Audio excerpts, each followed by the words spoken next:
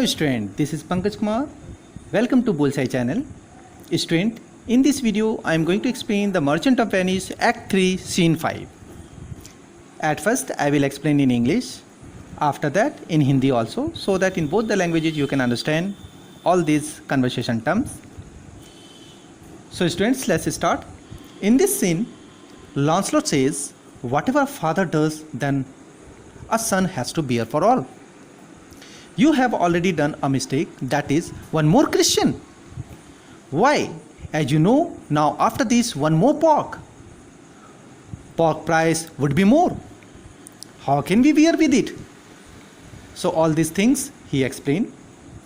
Then Jessica blames herself for this and says, God never forgive me. Meanwhile, Lorenzo enters and tells Jessica not to worry. Actually, he says to Lancelot, don't cut jokes, prepare dinner for the party.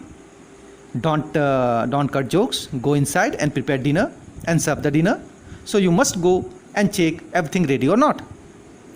Because he knows that Lancelot often does such kind of, filthy things and such kind of jokes. So he doesn't mind. Jessica expresses for Portia and her feelings. Jessica expresses her feelings for Portia. She is she says that she is very honest lady, so she deserves an honest husband. She is not comparable. She deserves happiness. To hear all this, Lorenzo says that I am also a good husband. Then conversation continues between Lorenzo and Jessica. After that, Lorenzo after some time says that let it be, leave something for the dinner also. So rest conversation for the dinner and let it be continue for the dinner where we have to go. So now let's go.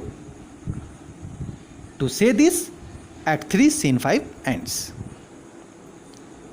Students, Act 3 Scene 5 में लॉन्सलॉट की treat होती है. लॉन्सलॉट ये कहता है कि जैसा father करते हैं, जैसा पैट्रियार्कल डीड होता है, वैसा ही उनके बच्चों को वो सारी चीज़ें, उन सारी चीज़ों से उनके कर्मों से होकर गुजरना पड़ता है. बाप के कर्मों का फल बेटा को भोगना होता है. तो चूँकि ये एक मिस्टेक कर चुका है, जिसने वो एक क्रिश्चियन लड़की को वाइफ बनाया है, और ये कहता है कि अब एक और पॉक की व्यवस्था करनी होगी, मीन्स वन मोर पॉक. और ऐसा होता रहा तो पॉक की प्राइस दिन ब दिन प्रतिदिन बढ़ती जा रही है. अब इन सभी चीज़ों को वो कैसे बियर कर पाएगा?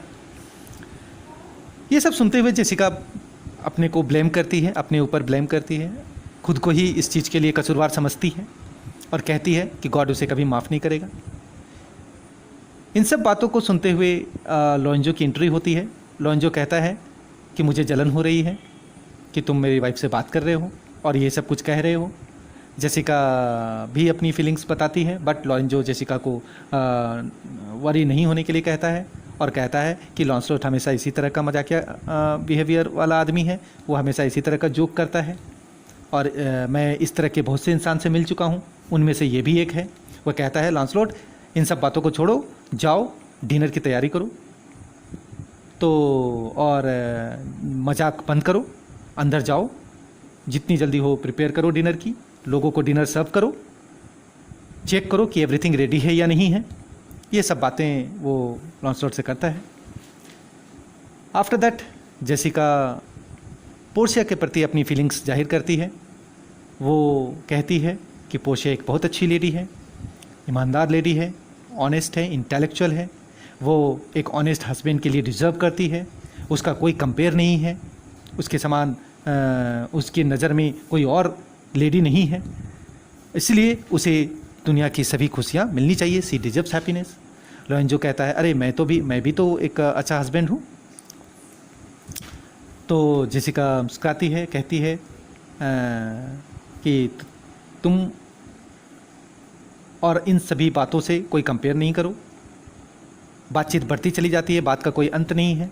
चलो डिनर की तैयारी करते हैं. लोरेंजो भी सहमत होता है कि बातें कभी ख़त्म नहीं होंगी.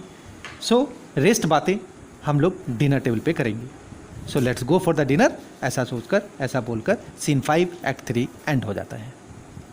I hope student you understood all this. Thanks for watching.